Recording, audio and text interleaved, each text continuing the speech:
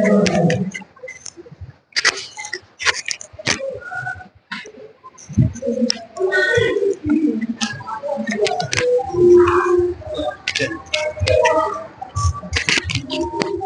nggak bisa. Nggak bisa.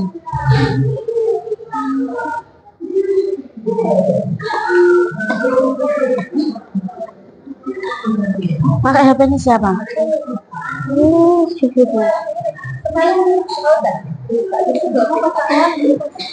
Hah?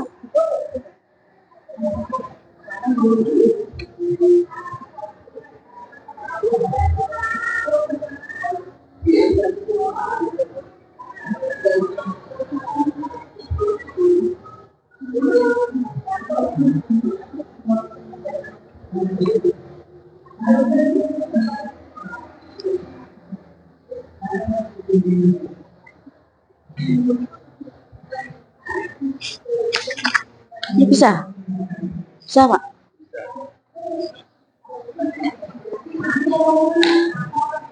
Ini kesetanan, Pak. Gak usah breaking ya, breaking deh. Sudah, saya lanjutkan ke materi selanjutnya. Masih semangat ya Bapak Ibu ya? Masih semangat. Breaking dulu tidak? Gak usah. Masih semangat ya? Saya melanjutkan materi yang akan saya sampaikan. Yang terakhir itu ada prinsip pembelajaran mendalam dan asesmen. Sebelum masuk ke asesmen, kita ke penerapan prinsip pembelajaran mendalam.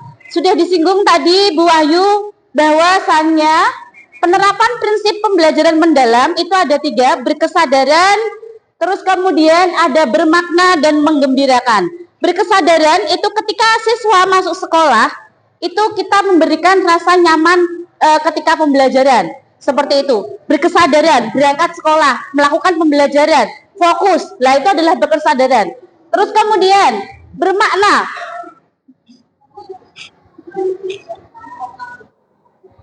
Bermakna itu adalah pembelajaran melalui kontekstual atau konteks yang nyata. Misalkan, kita mau melakukan pembelajaran IPA atau IPAS ya, mata pelajaran saya. Kita mempelajari tentang lingkungan sekitar sekolah. Nah, itu kan lingkungan sekolah itu silahkan kalian amati di sekitar sekolah itu ada komponen biotik dan abiotik. Silahkan golongkan antara komponen biotik dan komponen abiotik. Komponen biotik itu adalah komponen hidup dan komponen abiotik adalah komponen yang tidak hidup. Nah, itu adalah pembelajaran yang bermakna sesuai dengan konteks nyata yang dilihatnya, bukan dihafalkannya. Misalkan, Bapak Ibu tahu sungai terpanjang atau sungai yang paling berbahaya di dunia itu sungai apa? Amazon.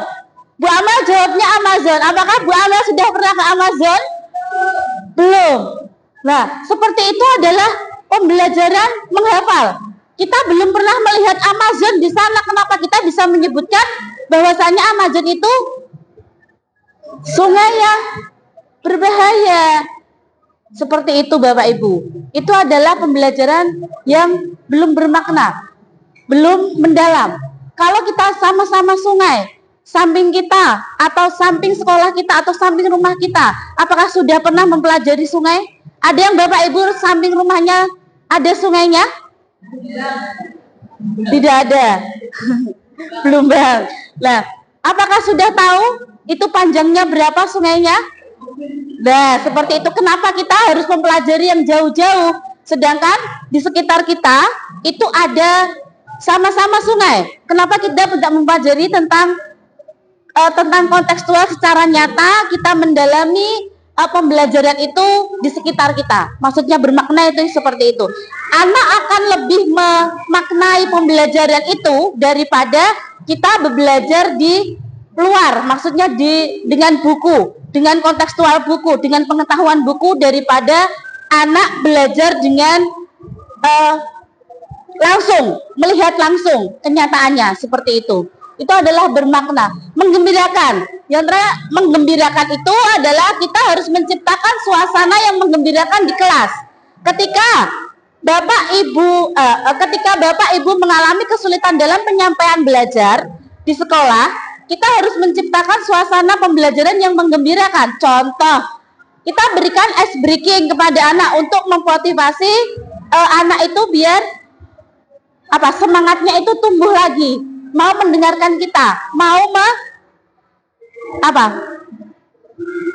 memahami, mau mengerti apa yang kita akan sampaikan. Karena guru itu adalah fasilitator. Peserta didik atau murid ya sekarang ya Bapak Ibu, murid itu yang mencari informasi. Guru itu hanya sebagai fasilitator. Diingat, tidak semua itu bergantung sama bu guru, sama kita. Tapi anak yang harus mencari informasi sendiri, hanya kita itu menjadi fasilitator. Itu adalah dalam pembelajaran mendalam.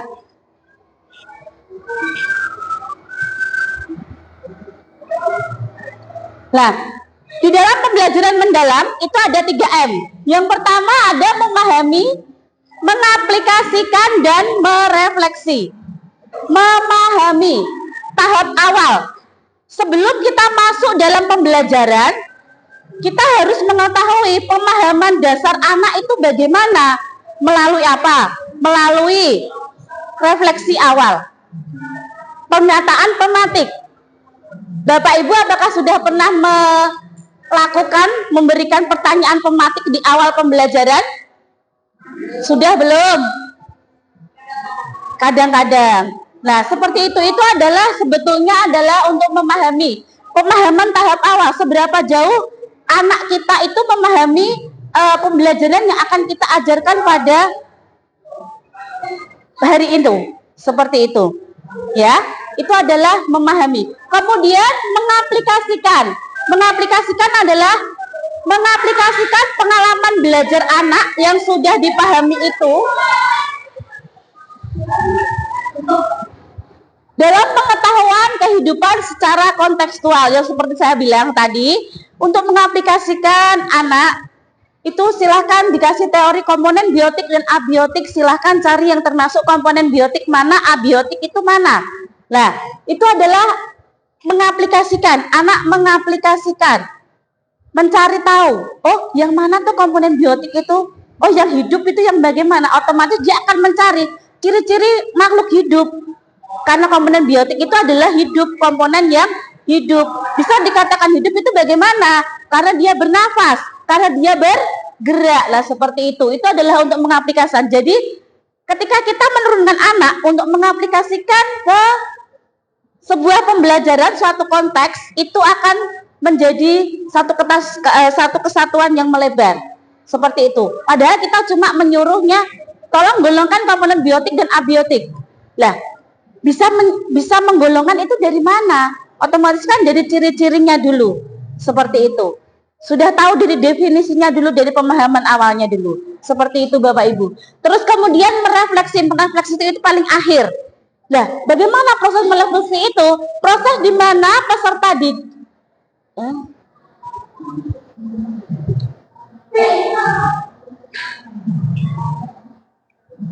proses di mana peserta didik mengevaluasi dan memaknai proses peserta, hasil dari tindakan atau praktik nyata yang telah mereka lakukan. Itu merefleksi.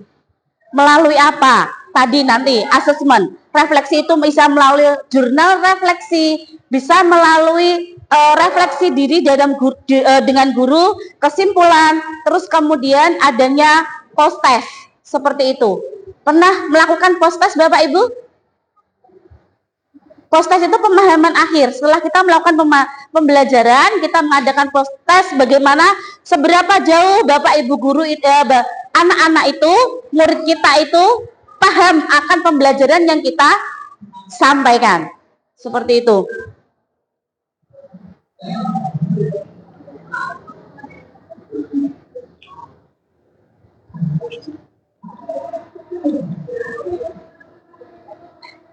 Nah, Bapak Ibu, ini adalah taksonomi Bloom dan taksonomi Solo. Mungkin kalau taksonomi Bloom, Bapak Ibu guru tidak asing. Ada taksonomi Bloom C1 sampai C6 dari menjelaskan atau pemahaman sampai ke apa?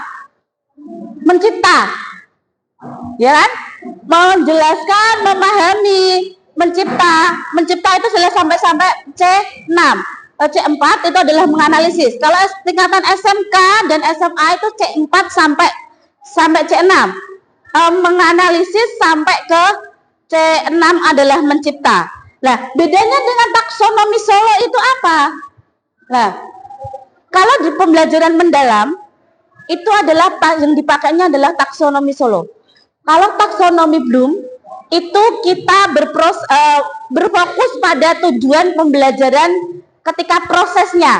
Ada memahami, menjelaskan, terus kemudian ada menganalisis, terus kemudian ada mencipta, mengevaluasi, itu adalah taksonomi Bloom. Nah, taksonomi Solo itu adalah kita berproses pada hasil anak atau hasil siswa, seperti itu. Kita berfokus pada itu, hasilnya, hasil yang didapat. Nah,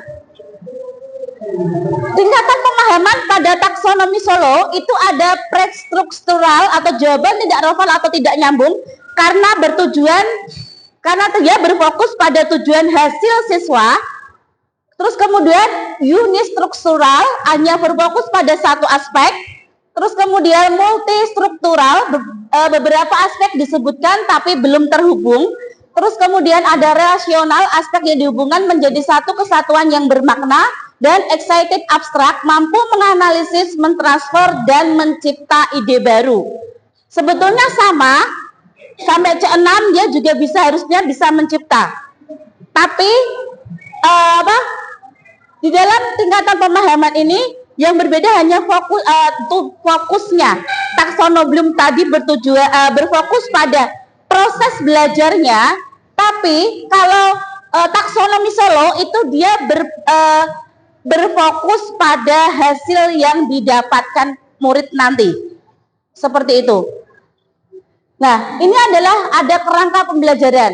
Kerangka pembelajaran yang pertama ada praktik pedagogik. Praktik pedagogik yaitu adalah strategi mengajar yang perlu dipilih guru untuk mencapai tujuan pembelajaran dapat mencapai dimensi profil lulusan. DPL yang kita gunakan sekarang adalah DPL yang dulunya itu adalah profil pelajar Pancasila. Sekarang yang digunakan ada DPL yang sudah disinggung beberapa tadi sama Bu Wahyu. Ada berpikir kritis, ada ketuhanan yang Maha Esa, kemandirian, kesehatan, dan lain-lain. Terus kemudian itu harus kita susun dalam perencanaan pembelajaran. Sekarang namanya perencanaan pembelajaran ya Bapak Ibu ya. Perencanaan pembelajaran. Tidak ada struktur yang khusus, maksudnya harus habis ini tidak.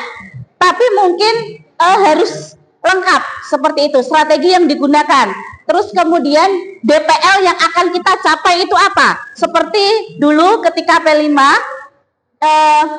ada gotong royong dan lain-lain. Nah itu hampir sama nanti DPL kita apa yang akan kita capai. Minimal itu ada 3. 2 sampai 3 yang akan kita capai dalam 1 kali pertemuan atau materi. Seperti itu. Terus kemudian ada lingkungan pembelajaran. Lingkungan pembelajaran itu menekankan integrasi antar ruang fisik atau ruang virtual, budaya belajar untuk mendukung pembelajaran mendalam. Nah itu lingkungan sangat berpengaruh dalam pembelajaran. Dan lingkungan apa yang akan kita pakai untuk menyampaikan pembelajaran kita. Terus kemudian kemitraan pembelajaran. Nah di dalam perencanaan pembelajaran itu harus kita cantumkan kemitraan pembelajaran. Karena dalam pembelajaran mendalam itu kita harus bermitra, melakukan mitra, bekerja sama, guru dengan siswa, sekolah dengan orang tua, seperti itu, atau sekolah dengan lingkungan belajar kita, lingkungan sekolah seperti ini, itu lingkungan. Terus kemudian kita bisa bermitra sekolah dengan dunia usaha dan dunia industri, seperti itu adalah kemitraan. Setiap mata pelajaran kita harus bermitra. Setiap mapel yang akan kita capai. Contoh, dalam penyampaian misal lingkungan, pencemaran lingkungan, kita bisa mendatangkan dari konsultan lingkungan, misal seperti itu. Mitranya adalah seperti itu. Itu kalau paling jauh, maksudnya kita sampai mengundang. Tapi kalau kemitraan sekitar sini, itu kita bisa menggunakan lingkungan sekitar untuk bermitra dengan kita. Maksudnya seperti itu. Nah, di situ disebutkan kemitraan pembelajaran membentuk hubungan yang dinamis antara guru, peserta didik, orang tua atau komunitas, dan mitra profesional. Nah, kita bisa bekerjasama dengan komunitas kebersihan atau komunitas lingkungan, seperti itu. Terus kita misalkan dalam matematika, apa itu Bu ini materi yang ada DP-nya berapa persen, terus nanti pembayarannya secara berkala, itu namanya apa? Matematika apa? Bukan.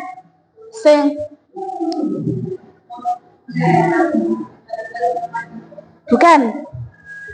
Matematika apa ya? Yang keuangan itu loh. Enggak. Anuitas ya. Matematika anuitas ya, itu adalah kita bisa bermitra dengan lembaga-lembaga misal bank, seperti itu. Kenapa kita bisa karena anuitas dalam matematika itu adalah bunga dari pinjaman, seperti itu. Nah, kita bisa bermitra dengan bank atau KSP atau kemudian BPR atau dari leasing itu apa? Motor itu loh. Nah, itu seperti itu. FIF dan lain-lain, itu kan ada. Nah, itu adalah contohnya adalah seperti itu ya Bu Eni. Terus kemudian, nah ini adalah asesmen. Bagaimana sih asesmen pembelajaran mendalam di dalam kita melakukan penilaian? Nah, sudah ada gambaran Bapak Ibu? Atau kan sudah tahu ya bahwa asesmen itu ada berapa? Asesmen ada berapa? Hah? Pak Riko ada berapa? 3. Ada yang lain? 2.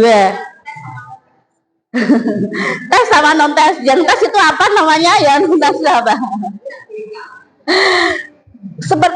Asesmen itu tidak berubah, adanya sumatif dan formatif. Nah, di dalam formatif itu ada apa saja, dan di sumatif itu nanti ada apa saja. Nah, seperti itu. Sebelum itu, kita kenali dulu, asesmen itu apa sih? Tujuan asesmen itu untuk apa sih? Nah, seperti itu.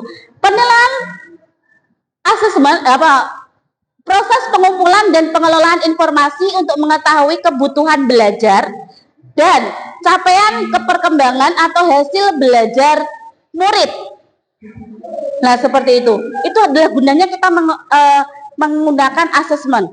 Ada asesmen diagnosis, asesmen awal yang kita akan gimana mengetahui nanti menggolongkan cara belajarnya bagaimana, cara kita menyampaikan pembelajarannya bagaimana.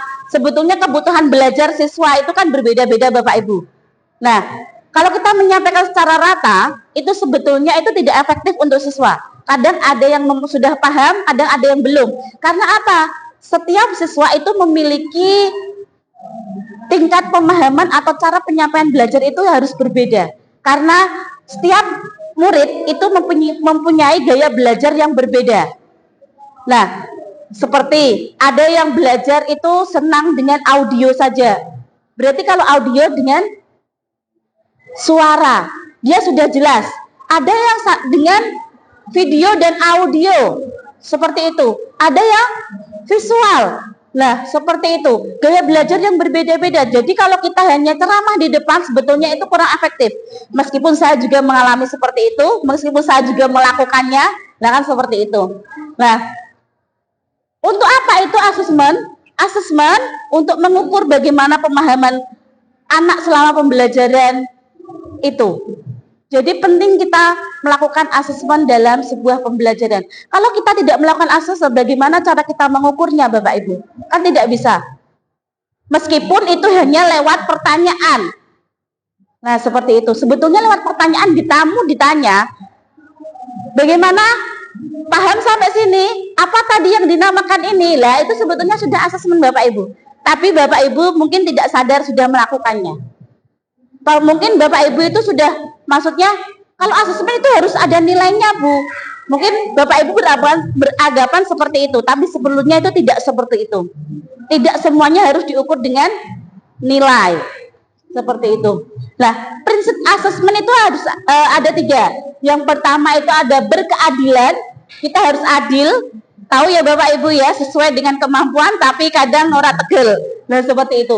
Melakukan penilaian yang tidak oleh latar belakang, identitas, atau kebutuhan khusus peserta didik. Itu. Jadi kita harus adil di situ. Edukatif, penilaian yang hasilnya digunakan sebagai umpan balik bagi pendidik, peserta didik, dan orang tua untuk meningkatkan proses pembelajaran dan hasil belajar. Terus yang ketiga ada objektif. Tahu ya objektif Bapak Ibu yang sudah Bapak Ibu terapkan selama ini pembelajaran penilaian objektif. Penilaiannya bagaimana? Bagaimana Bapak Ibu? Yang didasarkan oleh informasi faktual atau pencapaian perkembangan hasil belajar peserta didik. Sebetulnya tidak boleh ditambahi atau tidak boleh dikurangi. Lah seperti itu adalah objektif sesuai dengan hasil yang didapat. Itu adalah objektif. Nah, seperti yang saya sebutkan tadi bahwa penilaiannya tidak berubah Bapak Ibu, tetap asesmen formatif dan asesmen sumatif. Nah, di dalam asesmen formatif atau penilaian formatif itu adalah asesmen yang bertujuan untuk memberikan informasi atau umpan balik bagi pendidik dan murid untuk memperbaiki proses belajar. Seperti yang sudah saya sebutkan, asesmen di awal pembelajaran formatif yang dilakukan untuk mengetahui kesiapan murid untuk mempelajari materi ajar dan mencapai tujuan pembelajaran yang direncanakan. Seperti yang saya bilang tadi, ada asesmen diagnosis untuk mengetahui bagaimana cara belajar siswa. Terus kemudian ada refleksi awal, asesmen refleksi awal bisa berupa pertanyaan.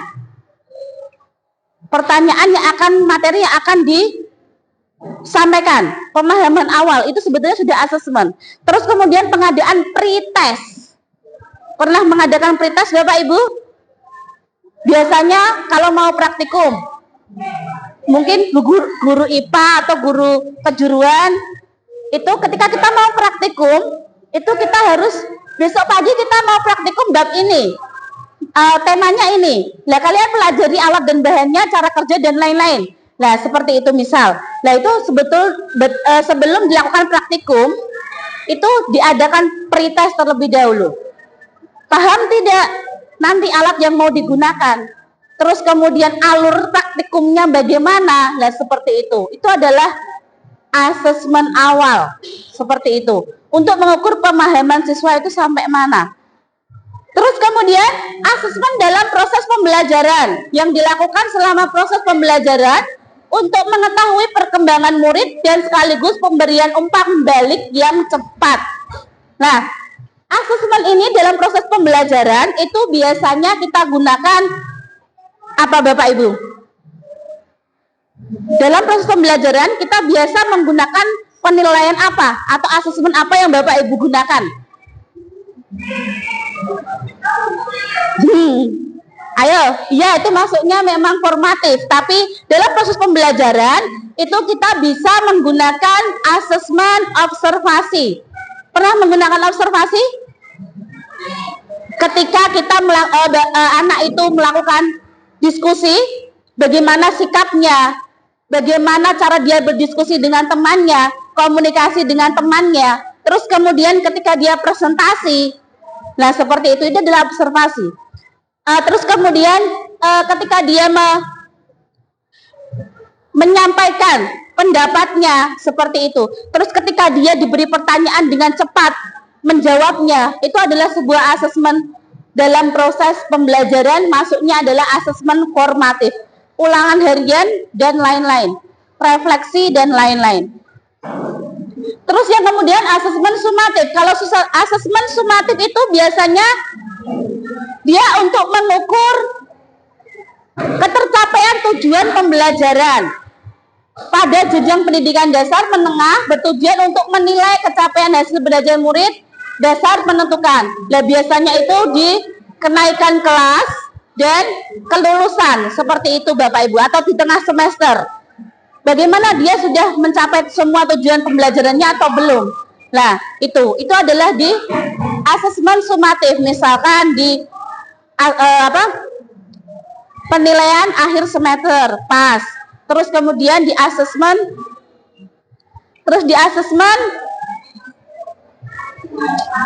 kelulusan, akhir lulusan PSAJ, penilaian akhir jenjang. Nah, seperti itu. Di sini ada asesmen formatif dan sumatif. Yang termasuk asesmen sumatif itu yang mana sih? Lah, asesmen as learning itu sebenarnya penilaian itu ada 3 Bapak Ibu. As learning, for learning, dan of learning. Iya. Bedanya apa sih? Asesmen as learning itu adalah asesmen untuk merefleksi diri murid refleksif dalam proses pembelajaran. Mungkin Bapak Ibu belum melakukan ini. Saya pun juga belum pernah melakukan ini. Ya, yang pertama itu adalah melalui jurnal reflektif. Jurnal reflektif adakah yang sudah pernah melakukan atau sudah pernah tahu? Jurnal reflektif itu adalah dari refleksi anak Bapak Ibu. Jadi anak itu mempunyai satu buku kosong. Lah, terus setelah pembelajaran itu dia itu menulis. Apa yang ditulis? Pembelajaran yang saya pelajari hari ini. Terus kemudian reaksi saya ketika belajar ini. Terus tugas apa yang sudah saya kerjakan pada pembelajaran ini. Itu adalah jurnal reflektif Bapak Ibu. Jadi setiap dia melakukan pembelajaran, itu dia tulis dalam buku tersebut. Itu adalah jurnal reflektif, merefleksi diri sendiri, merefleksi diri siswa. Itu adalah as learning, merefleksi diri siswa. Terus kemudian peer assessment. Terus kemudian ada checklist kemajuan belajar dan yang lain-lain. Itu checklist itu biasanya lewat observasi ya Bapak Ibu ya.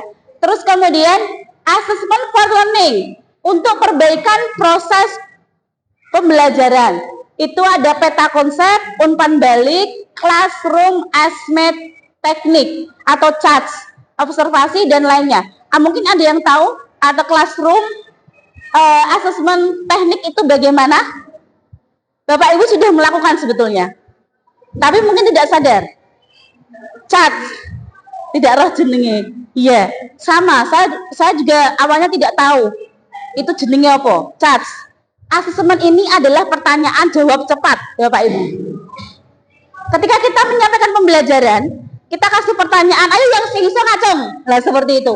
Itu adalah classroom assessment teknik. Jawab pertanyaan, jawab cepat Bapak Ibu. Jadi itu ya sebetulnya kita sudah lakukan, tapi kita tidak sadar itu namanya apa. Terus kemudian ada observasi yang sudah saya sebutkan tadi di dalam proses pembelajaran, terus di dalam di dalam pengumpulan observasi, pengumpulan data, terus kemudian pada saat presentasi. Ketinggalan. Tadi ada yang sudah tahu per assessment itu apa? Mungkin Bapak Ibu nanti bertanya-tanya, peer assessment itu apa? Peer assessment itu adalah asesmen antar siswa Bapak Ibu. Jadi teman menilai teman. Jadi bagaimana? Iya, menilai teman sebaya. Bagaimana tadi kerjanya, bagaimana tadi komunikasinya, seperti itu adalah per assessment. Terus yang ketiga ada penilaian sumatif, assessment of learning. Itu masuknya dalam penilaian sumatif, mengukur capaian tujuan pembelajaran. Itu di akhir kenaikan kelas, tengah semester ataupun akhir jenjang. Seperti itu. Akhir jenjang berarti kelulusan, ujian sekolah itu. Seperti itu. Nah, bisa produknya itu bisa melakukan tes tertulis, terus kemudian tes lisan, terus kemudian portofolio, terus kemudian laporan, terus kemudian penilaian proyek atau produk. Jadi Bapak Ibu tidak serta-merta penilaian sumatif itu harus di kelas dengan dikasih nomor yang seperti biasanya mengerjakan soal lewat HP atau lewat kertas, ya tidak seperti itu. Tapi kita bisa merubahnya melalui portofolio. Tapi kadang anak itu menyepelekan. ya kan? Nek enggak tes ning jero kelas anak enggak akan tidak akan konsentrasi, tidak akan dianggapnya itu sepele. Nah, seperti itu. Sebetulnya kita bisa memberikan tes sumatif itu banyak, Bapak Ibu, wawancara atau tes produk.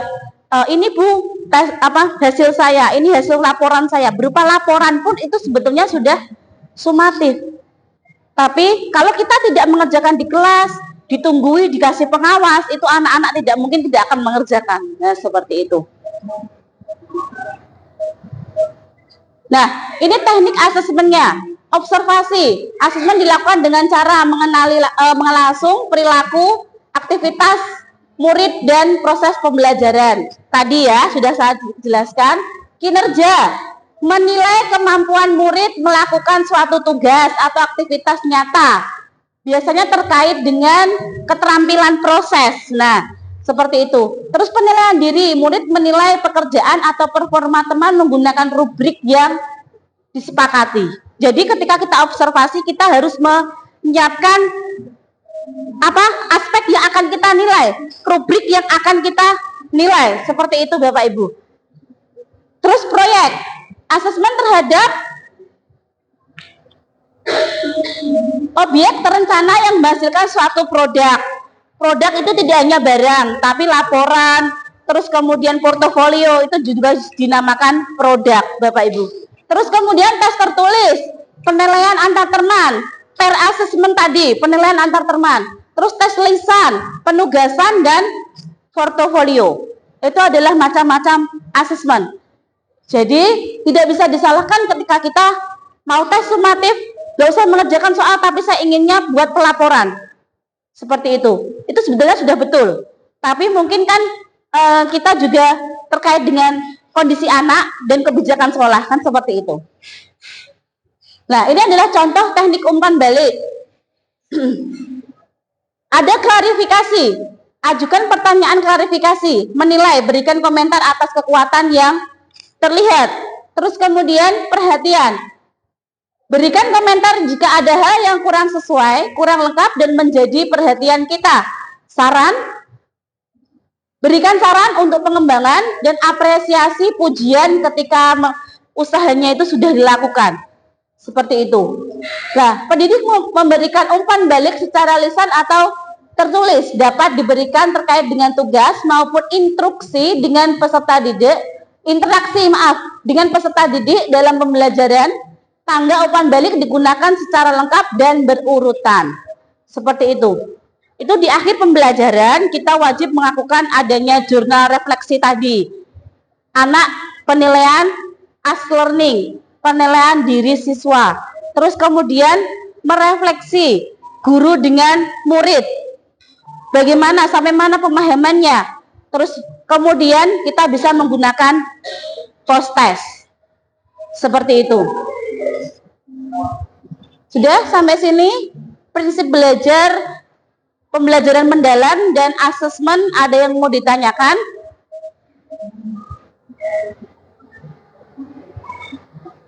Tadi ya Bapak Ibu ya, ada asesmen sumatif dan formatif, asesmen as learning, for learning, dan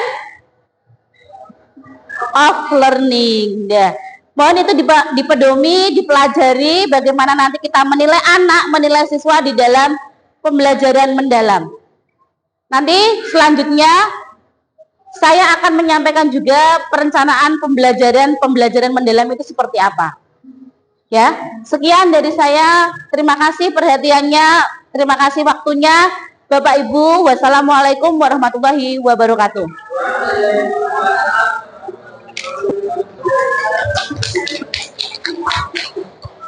Oh.